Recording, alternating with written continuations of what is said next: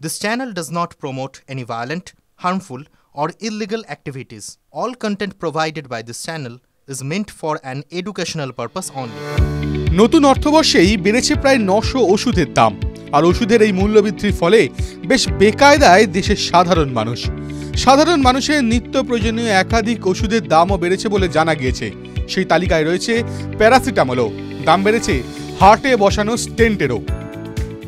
কিন্তু ওষুধের দাম বাড়ায় সাধারণ মানুষের যখন সর্বনাশ, ঠিক তখনই বৃদ্ধি দেখা গিয়েছে একাধিক ফার্মা সংস্থার শেয়ারের দামে।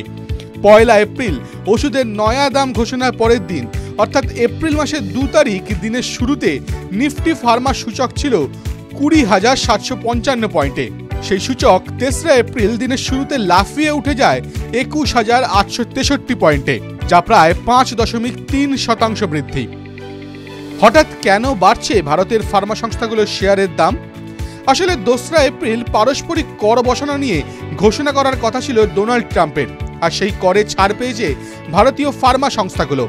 2023 সালের হিসাব বলছে প্রায় 176.7 বিলিয়ন আমেরিকান ডলার বা ভারতীয় মুদ্রায় 15,10,414 কোটি টাকার ওষুধ ভারত থেকে আমদানি করেছিল আমেরিকা। ভারতের অন্যতম বৃহৎ ওষুধ প্রস্তুতকারক সংস্থা সান ফার্মার শেয়ারের দাম এপ্রিলের 2 তারিখ সকাল থেকে এপ্রিলের 3 তারিখ সকালের মধ্যে বেড়েছে প্রায় 7%। টাকার অঙ্কে যা প্রায় 118 টাকা।